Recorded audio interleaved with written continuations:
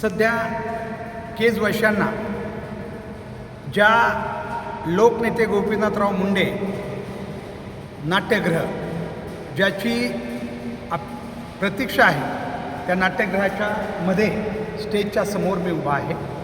आपण बघू शकता हे स्टेज आहे आणि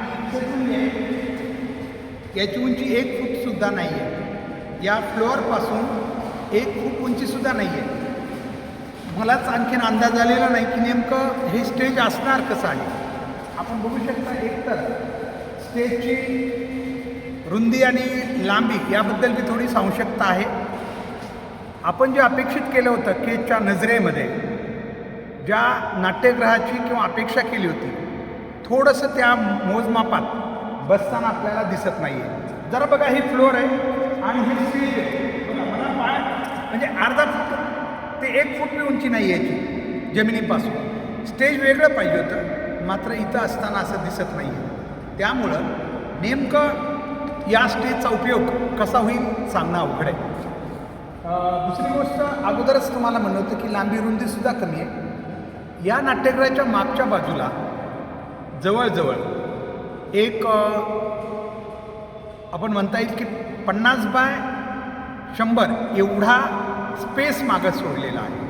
हा स्पेस आता नेमकं कशासाठी आहे कारण नाट्यगृह थोडं समोर आलं आहे, लहान झालं आहे आणि मागचा स्पेस खाली सोडलेला आहे. केजवासियांना हे पसंत पडणार आहे का हे बघावं लागेल कारण शेवटी खूप दिवसानंतर आपण बघत असाल असा आवाज माझा घुमतो आहे. ठीक आहे, ते आवाज घुमण्याचं काही नाही कारण ते टेक्नॉलॉजीमध्ये जी काही यंत्रणा आहे ती कमी करू शकेल. वर सध्या हवा चालू आहे. पत्र्यांचा आवाजही आम्हाला इथं आल्यानंतर आलेला दिसतो. बहुतेक काही पत्रे लूज असावेत त्याच्यामुळे त्याचा आवाज येत असेल. एकूणच कारण हे आमचं स्वप्न आहे. लोकनेते गोपीनाथराव मुंडे नाट्यगृह आता सांस्कृतिक सभागृह जे केजचं व्हायला आहे खूप दिवसानंतर ते आमचं खूप मोठं स्वप्न आहे. कारण इथं सांस्कृतिक क्षेत्राला एक वेगळी चालना मिळणार आहे. जी काही कलाकार आहेत त्यांचं हे खरं एक पीठ आहे आणि म्हणून हे खूप चांगलं अद्ययावत असणं खूप गरजेचं आहे. या ठिकाणी संबंधित अभियंता यांना मी विनंती केली होती ते येण्याची पण ते सध्या आलेले नाही आहेत कारण त्यांच्याकडून जाणून घेतलं असतं की नेमकं याच्यात आणखीन काय वेगळ्या गोष्टी. कारण फरशी झालेली आहे, आपण बघू शकता फरशी झालेली आहे आणि कलरिंग आणि रंगकाम आणि काही गोष्टी खुर्च्या वगैरे याचं आणखीन काम झालेलं नाही. त्या झाल्यावरच आपल्याला कळेल की इथं किती प्रेक्षक बसू शकतील आणि केजवासियांच्या अपेक्षेप्रमाणे हे सभागृह आहे का.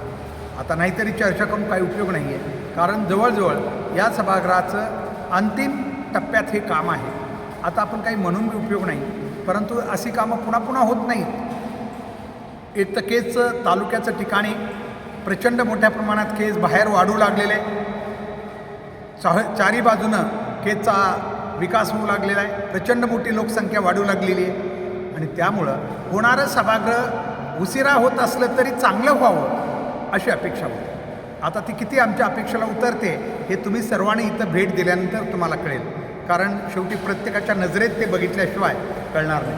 परंतु मला थोडंसं काही कमी असल्याचं वाटतं आहे कारण का की एक तर खूप दिवसानंतर या सभागृहाची मागणी होत असताना थोडं आणखीन चांगलं जास्तीत जास्त प्रेक्षकांना बसता येईल आणि स्टेज देखील कारण स्टेजवर जे अनेक वेळा मोठं स्टेज अपेक्षित असतं.